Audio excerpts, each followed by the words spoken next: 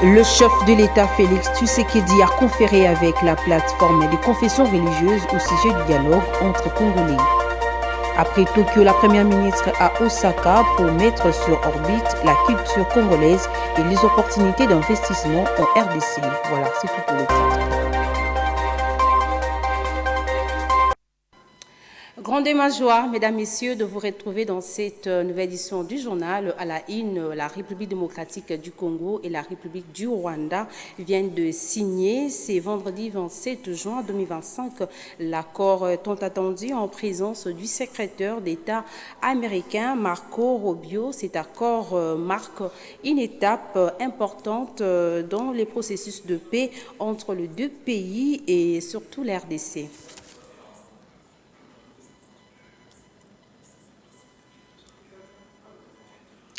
Nous y reviendrons dans nos prochaines éditions avec force et détails. Je l'ai annoncé au sommaire quelques jours après les catholiques et protestants, jeudi 26 juin 2025, à la Cité de l'Union africaine. Le président de la République, Félix Tshisekedi, a conféré avec la plateforme des confessions religieuses au sujet du dialogue entre Congolais. Suivez. Conduite par son président, le pasteur Ejiba Yamampia, la plateforme de confession religieuse a échangé ce soir avec le chef de l'État, Félix Antoine Tshisekedi Tshilombo, sur leur initiative concernant les dialogues entre Congolais. Nous avons parlé de ce qui s'est dit à propos du dialogue entre Congolais. À ce sujet, nous lui avons présenté qu'il n'y a pas seulement ce que la SENCO et l'ECC proposent, il y a aussi l'initiative interconfessionnelle pour la paix et la réconciliation en République démocratique du Congo que la plateforme met à la disposition des Congolais. Et après nous avoir écouté, le chef de l'État nous a donné quitus de dire « Ok, nous devons travailler, mais toutefois, on doit faire en sorte que les deux parties, SENCO et ECC, et nous puissions à un certain niveau par l'encadrement de l'équipe de la présidence voir comment mettre tout ensemble. Le président décimé Idriss Katinga a quant à lui fourni des détails importants sur le contenu de cette audience. Nous venons de réitérer notre offre au peuple congolais à travers le président de la République, chef de l'État. Comme son éminence vient de le dire, nous avons le pacte social qui est proposé par nos compatriotes de la SENCO et de l'ECC et qui pour nous comporte certaines limites.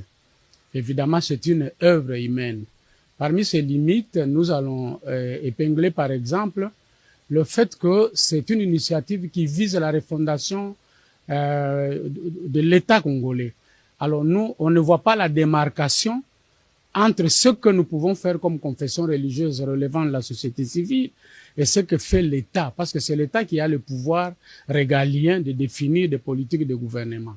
Alors, nous comprenons que c'est une quête de paix. Alors, par rapport à la quête de paix, nous disons, et nous saluons d'ailleurs en passant, les efforts diplomatiques menés par notre pays, parce que si on peut nous reprocher ceci ou cela, mais au moins aujourd'hui, tous les hommes et toutes les femmes de bonne foi reconnaissent que notre diplomatie est très agissante. Grâce à cette diplomatie, nous connaissons qui nous dérange, qui nous agresse, et même si tous les agresseurs s'appuient sur quelques filles et quelques fils du Congo. Grâce à cette diplomatie, nous avons beaucoup de soutien aujourd'hui, et c'est ce qui permet d'ailleurs la calmie à l'Est. Mais nous disons que cela n'est pas suffisant. Nous pouvons laisser l'État négocier, mener la diplomatie, mais au niveau interne, qui travaille? C'est là où nous proposons aussi cette action alternative pour essayer de fissurer tout ce qui divise les Congolais. Nous avons décliné à l'intention du chef de l'État quelques exemples des grands conflits qui divisent les Congolais et qui sont instrumentalisés à la fois par les pays étrangers, mais également par les acteurs politiques du Congo. Et Dieu merci, le chef de l'État nous a prêté une oreille très attentive et il nous a encouragés. Maintenant que nous avons les quitus de chef de l'État, nous allons suffisamment communiquer sur cette initiative pour la faire partager avec notre opinion nationale. Il n'est un secret pour personne que c'est dans l'unité que l'on aspire à la providence divine. La première ministre Judith Suminwa Tuluka est arrivée jeudi à Osaka, deuxième ville de son séjour au Japon, mais avant de quitter Tokyo où elle avait initialement posé ses valises, Judith Suminwa a eu plusieurs activités entre audiences et échanges avec la communauté congolaise. Les détails dans cet élément signé par Léon Singimbi. La chef du gouvernement a ainsi commencé sa journée de travail par la visite des installations abritant la représentation diplomatique de la RDC auprès de l'Empire nippon. Reçue par Lukumwena Nsenda, ambassadeur extraordinaire et plénipotentiaire de la RDC au Japon, elle a visité le bureau et échangé avec les diplomates ainsi que le personnel local qui y travaille. Fidèle à son engagement de redorer l'image de son pays à travers le monde, elle s'est engagée à tout mettre en œuvre pour y améliorer les conditions de travail. Judith Suminwa a ensuite eu un échange à bâton rompu avec la communauté congolaise vivant à Tokyo. Parmi eux, les représentants de travailleurs, des étudiants, de femmes, de jeunes, mais aussi des hommes de l'Église. C'est le cas d'Honoré Kabundi Mukengeshai, un prêtre catholique qui œuvre depuis 15 ans à Tokyo. Comme partout où elle est passée, la première ministre a encouragé la diaspora congolaise à revenir investir au pays. À Osaka, la patronne de l'exécutif va notamment participer au forum d'affaires RDC-Japon, dont l'un des objectifs est de nouer les solides partenariats entre les secteurs privés et publics, dans les domaines porteurs tels que l'agriculture, le mine, les nouvelles technologies, l'énergie et les infrastructures. Par ailleurs, Judith Suminwa va porter haut le flambeau du Made in Congo à l'occasion de l'exposition universelle d'Osaka, afin de promouvoir les produits et spécialités de la RDC. Plus de 60 pays, régions et organisations internationales présentent leurs dernières technologies et cultures à cette fête mondiale où se croisent modes de vie, innovation, traditions et initiatives tournées vers l'avenir. Rappelons que du 23 au 30 juin, c'est la semaine congolaise au cours de laquelle la culture et les savoir-faire congolais sont à l'honneur.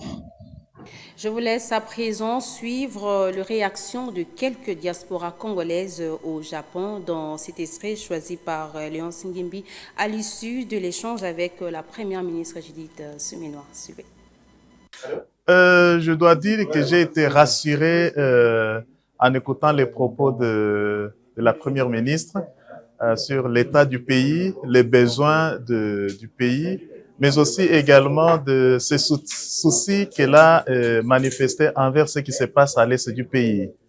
Elle a parlé de la sécurité et de tout ce qui se passe là-bas, qui me fait croire que le gouvernement a à cœur ces problèmes de sécurité qui est à l'est du pays. Personnellement, en fait, c'était un honneur, un privilège. Elle était ouverte et elle était attentive. Nous avons essayé de présenter la situation qui se passe ici au Japon de la communauté congolaise. Elle nous a prodigué des conseils et nous a parlé de la situation qui se passe aussi à l'Est. Et nous avions écouté et puis elle était très attentive. Donc c'est un peu ça ce que je peux dire. Bon, le message à la diaspora congolaise, c'est tout simplement de le faire comprendre que nous avons une mission ici au Japon.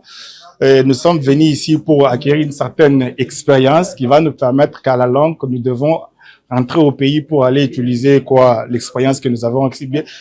Tel est le cas, moi personnellement, j'ai été venu ici pour le travail, j'ai travaillé 10 ans, j'ai une certaine expérience qui va me permettre que dans les années à venir, j'entre au pays pour aussi aider mon pays à pouvoir se développer avec l'expérience que j'ai acquise ici au Japon. J'ai pu passer le message car il y a trop de choses dans notre pays. Certes, on est ici, mais on n'est pas à l'abri parce que notre pays, c'est là où reposent nos cœurs. Alors, dans ces contexte, nous avons apporté ce qui était dans notre domaine, l'art de l'écrire, et nous avons écrit quelque chose. Ce qui est plus important pour nous, c'est le système éducatif. Parce que le chef de l'État en 2020, il avait dit « je dois investir dans l'homme ». Et pour moi, c'était comme si le chef de l'État m'avait donné un ordre. Et en 2020, j'ai commencé à travailler sur un projet. J'ai fini en 2023. Et Dieu merci, aujourd'hui j'ai rencontré notre maman, j'ai apporté les projets, elle a pris mon travail en main, c'est vraiment quelque chose que j'ai beaucoup admiré. Toujours dans l'actualité, le vice-ministre de la Justice, Maître Samuel Mbemba, salue le leadership éclairé du président Félix Tshisekedi concernant les prononcés de la Cour africaine des droits de l'homme et de peuple en faveur de la RDC en ce qui concerne l'agression rwandaise. Christian Lessukou nous fait le point. La Cour africaine des droits de l'homme et du peuple vient de se déclarer compétente pour connaître de la requête de la République démocratique du Congo contre le Rwanda et en même temps, elle déclare recevable la dite requête. Contrairement à l'armada des exceptions que le Rwanda avait soulevées, demandant à la Cour de se déclarer incompétente et la requête irrecevable. Cette décision marque un tournant décisif dans la lutte contre l'impunité de l'agression rwandaise en République démocratique du Congo. Dans les jours qui viennent, c'est-à-dire à partir de maintenant, le Rwanda de Paul Kagame a 90 jours pour soumettre à la Cour ses observations sur le fond. Et lorsque cela sera fait, la RDC aura 45 jours pour envoyer sa réplique avant la décision qui interviendra quant au fond. C'est l'occasion pour nous de remercier le leadership éclairé de son Excellence, Monsieur le Président de la République, Félix Antoine Tshisekedi Tshilombo, et sa vision matérialisée par son Excellence, Madame Judith Suminwa Tuluka. Et en même temps, nous remercions et félicitons l'ensemble de nos avocats qui travaillent, qui occupent pour la République dans ces dossiers. À la Chambre basse du Parlement, Vital Kamerhe, président de l'Assemblée nationale, s'est entretenu avec le secrétaire général du mouvement international de la Croix-Rouge et du Croissant Rouge. Reportage.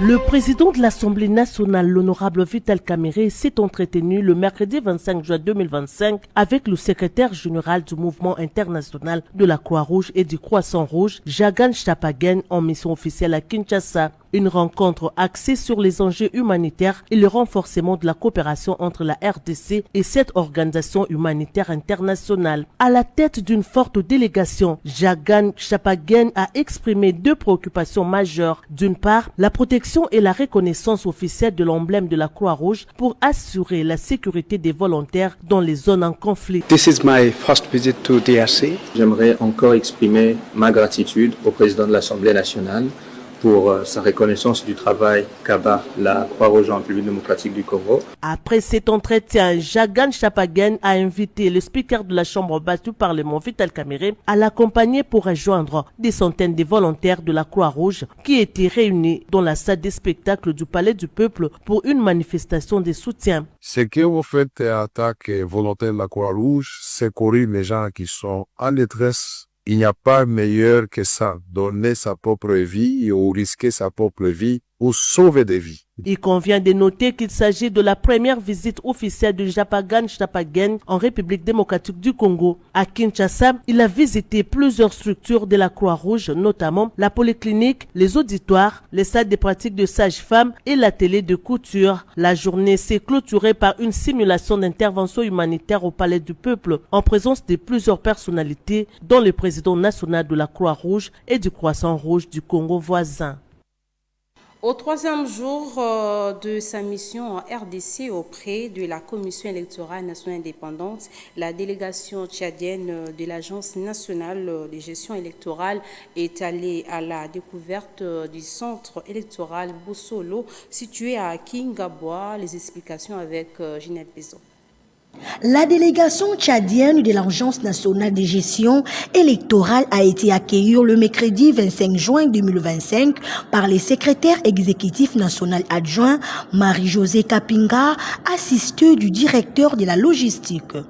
Les échanges et la visite guidée ont permis aux hôtes tchadiens de se faire une idée précise de cette infrastructure stratégique.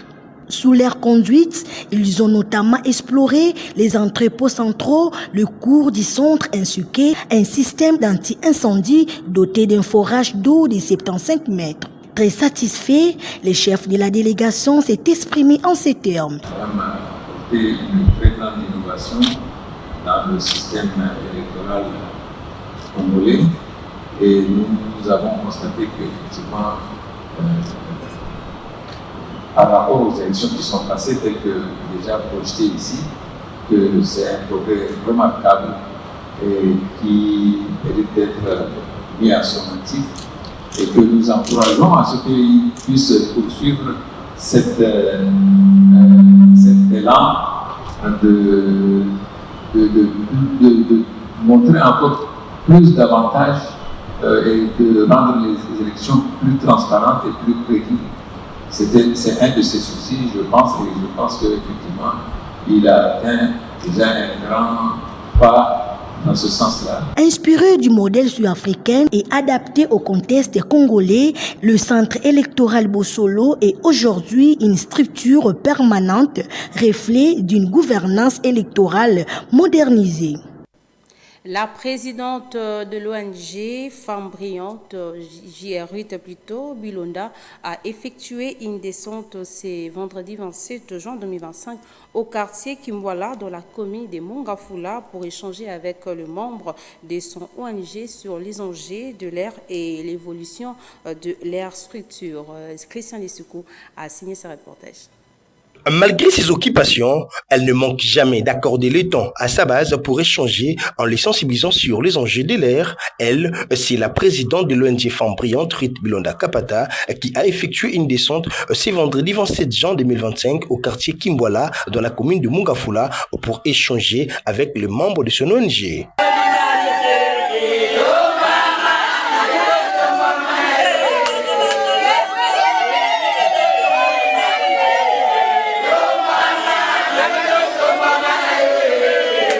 Dans ce mot, Ruth Bilonda Kapata, présidente de l'ONG Femmes Brillantes, a sensibilisé sa base des Kimwala d'être unis à ne pas suivre ceux qui viennent que pour les élections qui ne sont pas présents actuellement.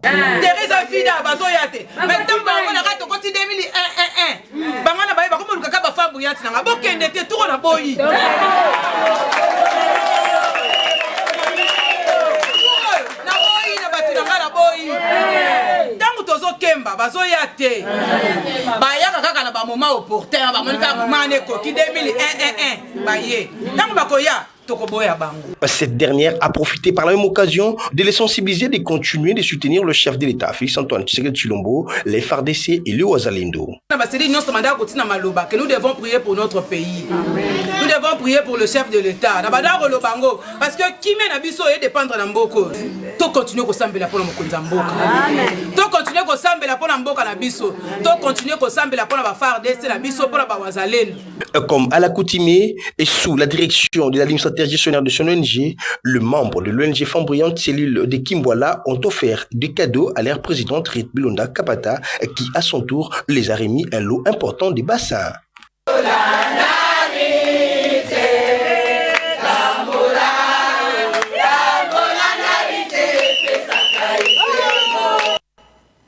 La cérémonie de la clôture de l'atelier de développement de la stratégie d'égalité de sexe et d'inclusion sociale dans le secteur de l'enseignement et de la formation technique et professionnelle en RDC a eu lieu ce vendredi 27 juin 2025 dans la maison provinciale salésienne de Massina. Les détails avec Tom Zakimwena dans ses reportages. Il s'est tenu du 17 au 27 juin un atelier axé sur le développement des stratégies d'égalité des sexes et d'inclusion sociale dans les secteurs de l'enseignement et de la formation technique et professionnelle en RDC. Face à ces défis, les établissements Don Bosco, fidèles à leur mission éducative inclusive, s'engage dans l'élaboration d'une stratégie intégrée des genres et d'inclusion sociale adaptée aux réalités de leur centre et alignée aux cadres nationaux, salésiens et internationaux organisés à la maison provinciale salésienne dans la commune de Massina à Kinshasa. Objectif: élaborer de manière participative une stratégie opérationnelle, genre et inclusion sociale pour les centres et FTP Don Bosco de la province salésienne d'Afrique Congo afin de garantir un accès équitable, une participation pleine et un accompagnement inclusif pour tous les jeunes sans distinction de genre, de statut, de handicap ou d'origine, a expliqué en substance Maxime Odia, point focal des DBTA. Manque de soutien pour les charges indirectes. Même lorsque les frais scolaires sont réduits, les coûts indirects liés au transport, à l'alimentation, au logement ou à la garde d'enfants pour les jeunes filles mères restent des obstacles majeurs. Au sortir de ces assises, les responsables provinciaux des écoles de formation technique et professionnelle de Don Bosco, Père Joachim Chibango, s'est exprimé en ces termes. Nous venons de terminer, au bout de 10 jours, un atelier qui a réuni les acteurs de nos différents centres pour travailler sur l'inclusion dans tous nos centres et le genre. Voilà. Cet atelier de développement de la stratégie d'égalité de l'FTP Don Bosco a réuni le directeur et coordonnateur de cette FTP Don Bosco, les éducateurs, formateurs et encadreurs, jeunes apprenants, spécialistes du genre et inclusion sociale, ainsi que quelques partenaires. Pour la sécurité des Kinois, les commissaires divisionnaires de la police civile de Kinshasa vont en guerre contre le banditisme urbain dans la capitale. Pour y arriver, Israël et Kantou a rencontré la notabilité des Massina, témoin de cet événement, Guilhem Mayamba.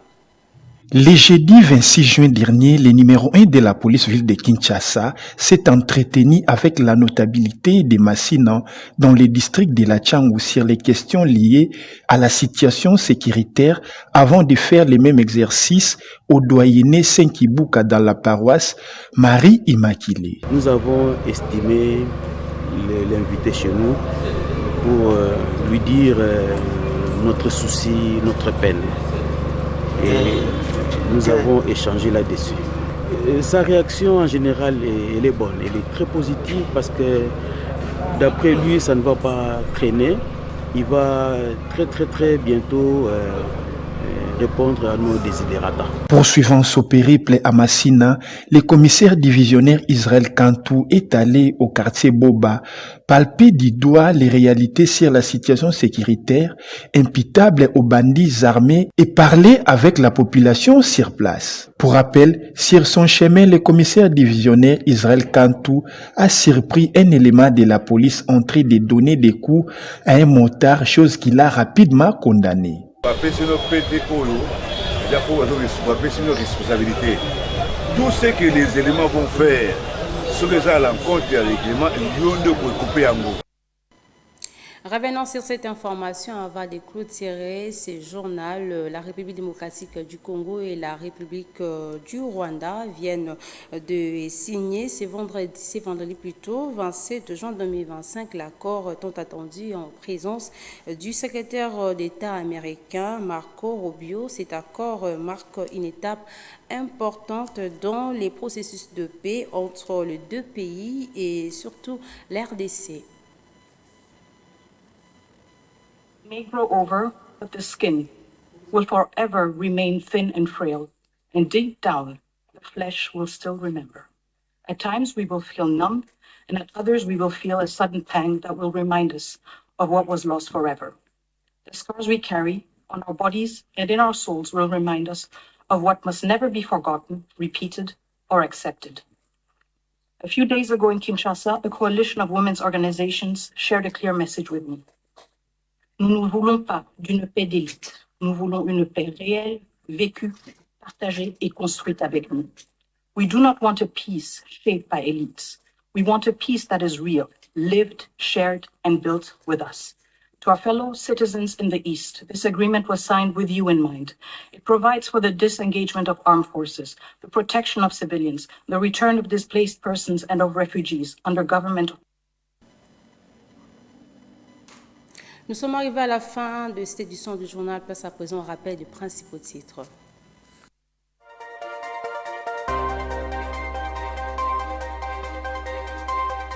Vous avez suivi dans ce journal le chef de l'État Félix Tshisekedi a conféré avec la plateforme des confessions religieuses au sujet du dialogue entre Congolais. Après Tokyo, la première ministre à Osaka pour mettre sur orbite la culture congolaise et les opportunités d'investissement en RDC.